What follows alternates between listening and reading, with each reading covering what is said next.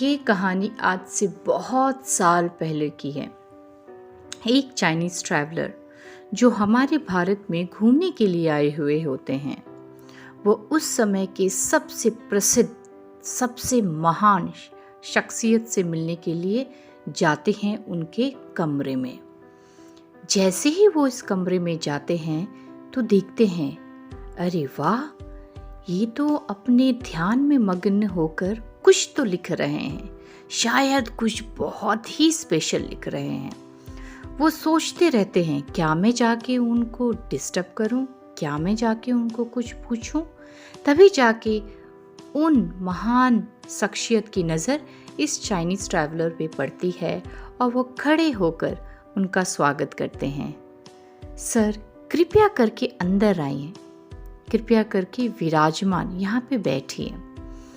Chinese traveller बड़ा मुग्ध होकर उनकी तरफ देखने लग जाता है। यहाँ पे जब वो महान शख्सियत जब लिख रहे होते हैं तब उन्होंने एक बहुत सुंदर सा दिया जला रखा था।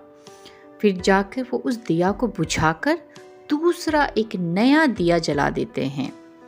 ये चाइनीज़ ट्रैवलर को बड़ा अजीब लगा। वो सोचने लगा, शायद इस भारत देश में कोई अतिथि कहीं से आने से ये लोग नया दिया जलाते हैं। शायद ये भारतीय संस्कृति का कोई एक नया सभ्यता है या तो उनकी पहचान है।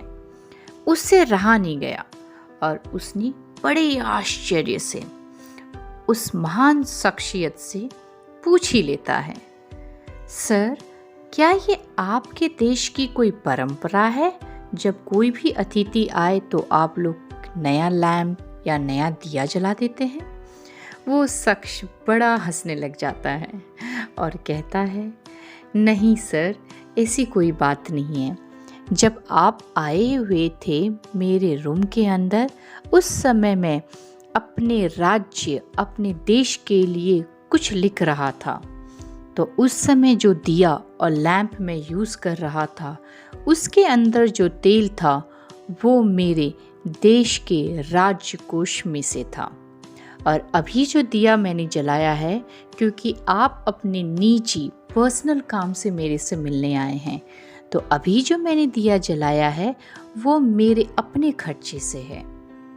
ये सुन के वो अतिथि बड़ा ही आश्चर्य हो गया और उस आश्चर्य में उनसे कहा, सच में मैंने आपके बारे में जितना भी सुना वो सब बहुत कम है। आज समझ में आया लोग आपको कौटिल्य क्यों कहते हैं। So yes, my wonderful students, who is this person? He is the Chanakya, the Kautilya, who never ever misuse his country's money on any place, even not for his own benefit, although he was the ruler who has guided Chandragupta how to rule our country. But he taught us this lesson. उन्होंने हमें ये सिखाया कि भारत में अपने देश के लिए हमको कैसे अपनी ड्यूटी को करना है। Yes, I am talking about Chanakya, the Kautilya, the historical man. If we read, if we talk about political science, if we talk about economics, we cannot neglect and we cannot think if we don't know about Chanakya the Kautilya. So when this historical man is teaching us, you have to give the respect to your country, to your society, and you should be dutiful. We have read in Bhagavad Gita that you should focus on your duty, not about the fruit. So Chanakya is the best example who has shown with his duty. First duty for any human being towards their country. Because if you don't serve for the country, if you are taking the benefit from the country, but you are not adding your value to your country, for your society, it means every time you are doing the cheating. That's not at all it's good thing.